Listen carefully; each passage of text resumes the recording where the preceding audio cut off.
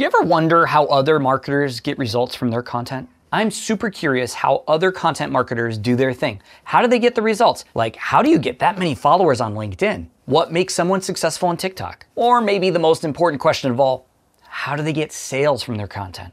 Because that's what pays the bills at the end of the day. That's what we're gonna find out with this podcast. So buckle up and welcome to Content Lessons with Justin. Hey, Joeri, I'm glad to be talking with you today. Thanks for being here. Yeah, thanks for having me, Justin. Really excited.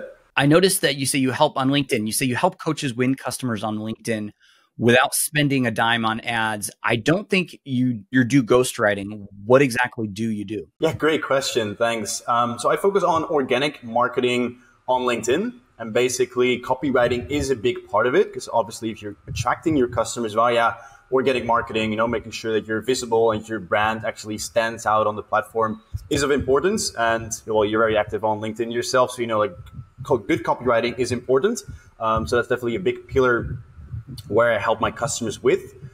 And there's also other elements which make for building your brand and getting customers without spending money on ads, which include like a good content strategy, understanding like how a funnel works on LinkedIn. And I'm not talking like about a technical funnel, but actually like the journey that people go through if they see your post, if they go to your profile, and also like understanding how to attract leads and having a good conversation with them to eventually get them on a call, right? Because for coaches, for consultants, for solopreneurs, often we are selling our services via calls. So my main objective for my customers is to get people onto calls with them. So that's basically the whole process tied together so that every piece of the puzzle makes sense, that people come to you and you're able to generate leads based off your content without spending money on it. Yeah. And that's what I'm very curious about is that whole process, right? Because that sounds there's a lot of people that say we can help you create content and you don't have to spend money on ads. But how do you do that? What's working for you and what's working for your clients to get leads from LinkedIn? Yeah, so I think one doesn't go without the other. So we're always starting off like, where do you stand as a brand and how do you want to position yourself? That's like the fundamental strategy of like, who are you? What opinions do you have? How can you stand out as a brand? And also to make sure that reflects in your profile, right? Your profile is kind of how I see a sales page. I come from funnels and email marketing, and your profile is basically your sales page. So having all of that in place that it really reflects you in an authentic way, that you're able to claim your position in the market, that's one of the most important things. If that's not in place, if you're just another ghost copywriter, if you're just another trauma expert, right? There's a lot of those. So like making sure that stands clearly and you have a clear quantifiable promise as well. Those are things that help you stand out. And from there, it's about your content strategy, making sure that you're posting the right things about you as a brand. I really believe that your content should reflect you as a person, right? I was looking through your profile. I saw a picture of your newborn, and I saw a picture of your family. That makes me feel connected to you, right? So that makes you build a brand where I'm emotionally connected to you. And I think that's the biggest benefit for people building their own personal brand, that I have a strong storytelling strategy, and at the same time are able to express their authority. And now the good part where it comes in is like, I feel copywriting and your posts are part of the strategy, but often we have an attention span of 5 seconds per post. So it's good if we see that continuously coming by. Where the power comes in of my strategy and that of my customers is making sure that we attract leads to us. And one of the ways I do this is by providing free trainings, providing freebies, providing more long form content, which I'm giving away on LinkedIn, and same are my customers. And this way people are automatically attracted to you. And the good thing, and I don't think I need to tell you this, but obviously if people look at your long form video content, preferably, can be any other type of content as well, they are spending much more time with you. The more attention people spend on your brand, the more likely they are to convert, right? So this is a big part of my strategy, as well as understanding how to follow up with these leads, which questions to ask to, again, get them on the sales call. So I feel that's what stands out, and that's a really important pillar in how I help my customers to attract leads. It makes total sense. It's at a very high level. Now, tell me, when customers work with you, how much time should they expect to set aside to get your help? Ideally, it will be their full focus, and the minimum required spend would be at least 12 hours per week. Let's say you would write 5 posts a week, 1 hour per post. That's about 5 hours. You do about, I would say, 30 to 60 minutes a day on like following up with your leads, which is another hour. And you want to make sure that you also create your long form content, your valuable content that you're giving away, which would be like another 5 hours per week. So that would be like the bare minimum. The more time you can spend on following up with leads, optimizing your profile, the better, obviously. But okay, I don't work with people who are in a full-time job and have like 2 hours to build their business. We're still entrepreneurs. We still need to have decent time to focus, right? But like the bare minimum, I would say, would be around 12 hours a week. That makes sense. Yeah. And you said entrepreneurs earlier. I think you said coaches and consultants. That's your niche. That's the kind of folks you like working with. Yeah. I mainly focus with solopreneurs. I come from an enterprising background. I used to work for the S&P 500, and I deliberately made a switch to not work with these bigger organizations anymore. So yeah, I love to. This is why I started my business. This is what is my drive, because I want to actually see people grow their business. I never sold another toothbrush, another car that was not giving me satisfaction. So I really love to see smaller businesses grow. And that works best with coaches, solopreneurs, consultants, entrepreneurs as well. But entrepreneurs can also be like bigger companies of like plus 50 people. That's not necessarily what I'm focusing on.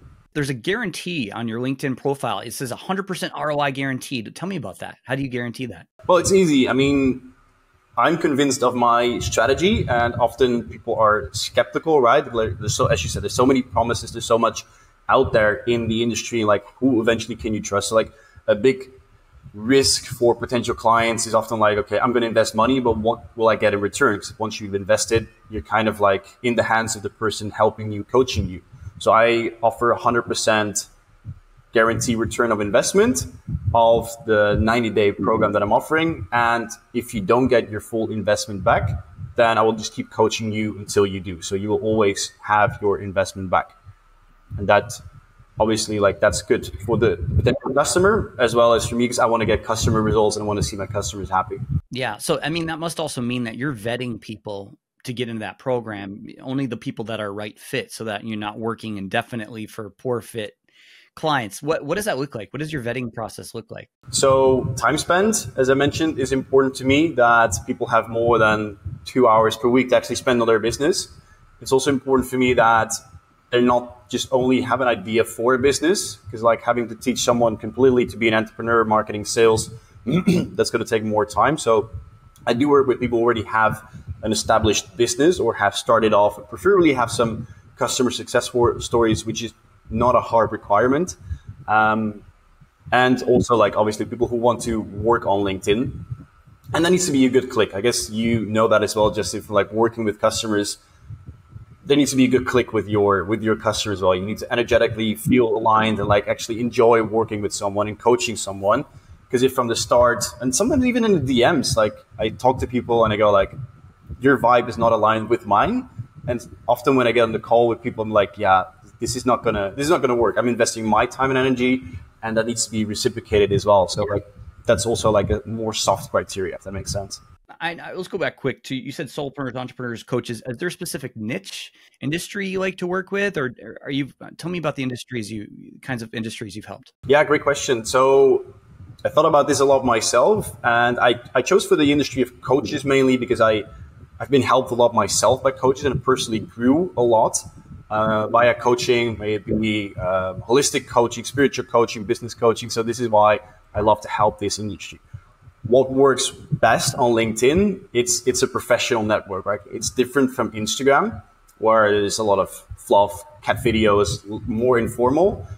And LinkedIn is much more of a professional platform. So it works best with B2B coaches. What's a B2B coach? Can be a business coach, can be a breathwork coach who's focused on burned out entrepreneurs, right? Professional people. So there's still ways to kind of change that positioning to more professional. I would always recommend my customers to focus on the more professional industry because there's more budget available often and the impact is bigger, right? If you help someone with breathwork, that's still great. But if you help a stressed out entrepreneur to get 2 hours a week back because he's more focused, right? That productivity translates in much more revenue eventually. So it's more tangible. So long answer, but in short, B2B coaches, consultants. Can you give me an idea, like when one of your claims is you can help people with sales and follow-ups without any kind of funnel. Do you offer recommendations for CRMs, or is the CRM not even part of what your clients need? That's dependent on the phase that they're in. There's a free training video also like on my LinkedIn where I explain like the roadmap to like 10K per month consistently. And there's different steps, right? There's different steps on how to get there. If you're just starting off, often, and that's what I don't like about the marketing industry, often we're sold great tools, buy expensive sales page creator, buy expensive this, buy expensive that per month.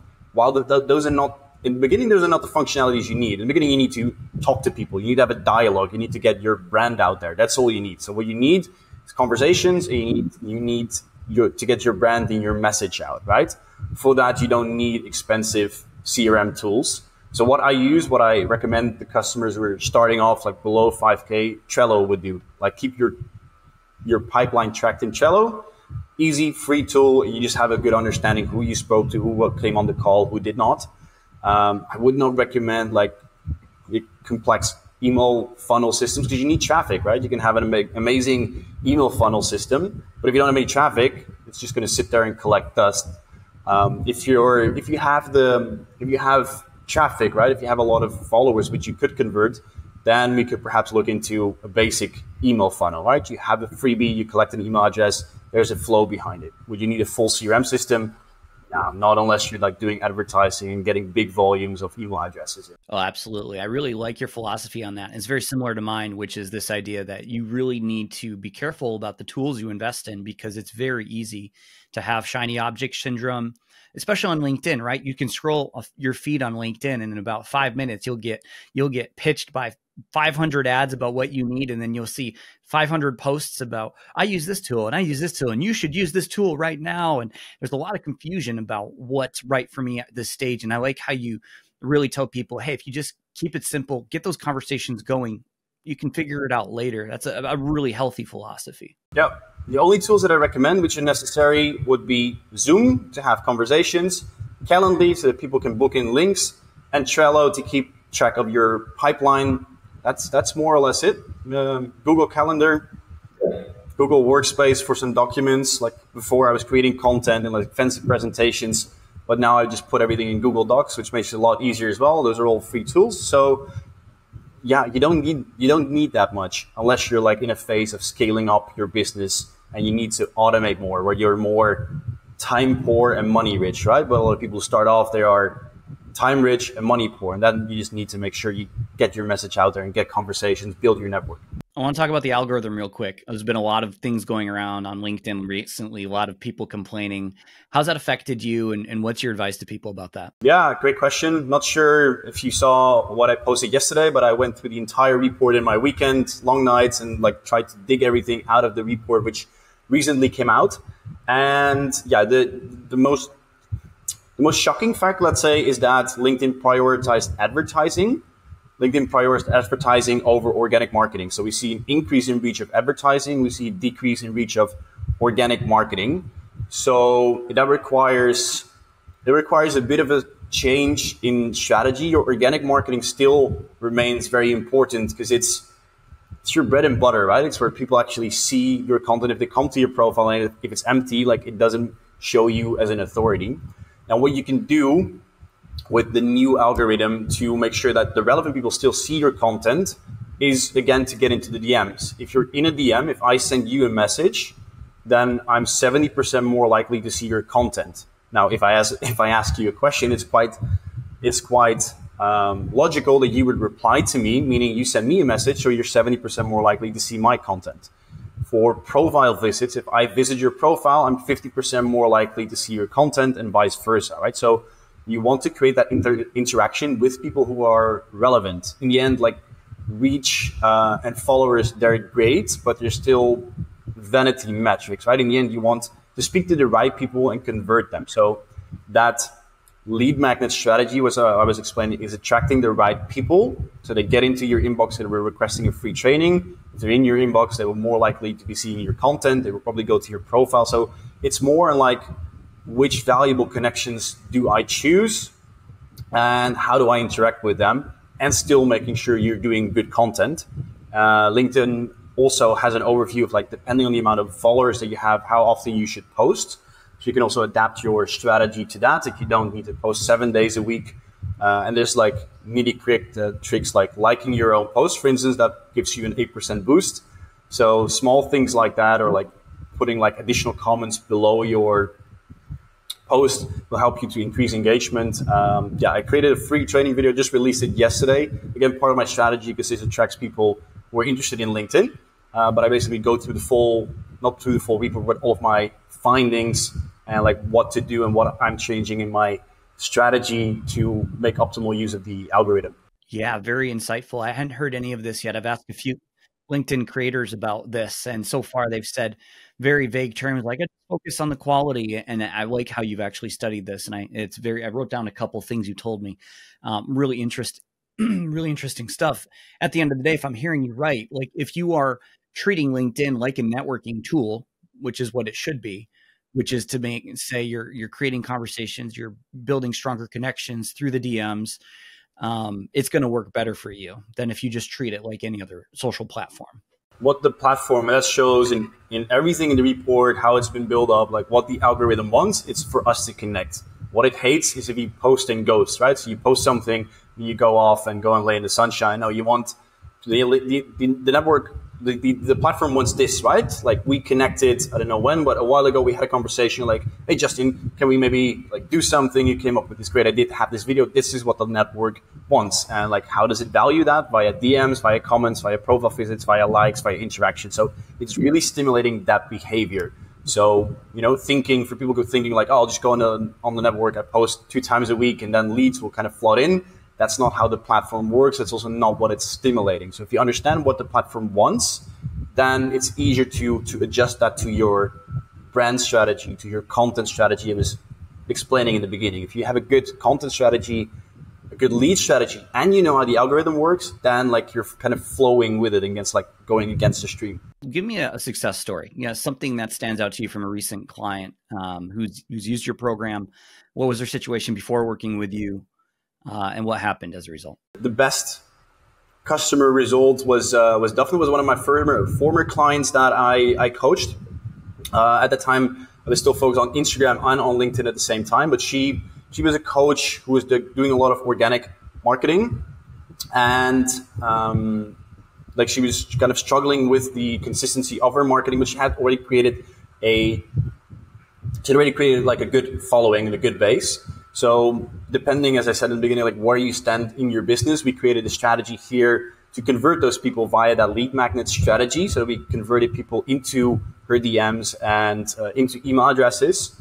And just by her reaching out to those people, which were basically like warm leads in her audience, she was able to close 8 customers in just 5 days, just because they've been following her for a while. So she had a warm audience. So we didn't need to warm up her audience, but she already had a warm audience because she was providing good content. And just by converting those, basically by giving before asking, the rule of reciprocity, right? From influence, I'm still reading this book now, but you give before you take, that worked great. And she just closed 8 new customers in 5 days just because she was giving. And then she was able to ask like, hey, what is it that you're struggling with in terms of your health? She was helping women with fertility problems. So just by starting that conversation, so that lead magnet strategy works over and over. Just seen it with my post yesterday, generated currently like 70 comments of people requesting it, right? And then it makes it easier to follow up. So yeah, that's like one of the customer success stories which work well, and that I'm integrating all of the strategies of my customers. That's cool. I've got some things to learn from you, Joeri. That's my side of LinkedIn I'm weakest on, which is the DMing and the lead, the conversion side of things. And I've spent a lot of money on consultants, so I'll pay a little more closer attention to your content. I feel like you got a lot to teach me. I appreciate that. Yeah, I'm planning to release my DM framework. So if you're interested, then let me know. Then I'll post it on LinkedIn. But yeah, that's an important one as well. Right? Well, thanks for unpacking that all for me. I have a much better, clearer picture of what you do and the value that you bring to your clients. Appreciate that, man. Great questions. And I'm happy to explain. And this was great talking to you, Justin. Appreciate you having me. You bet. Thank you, man.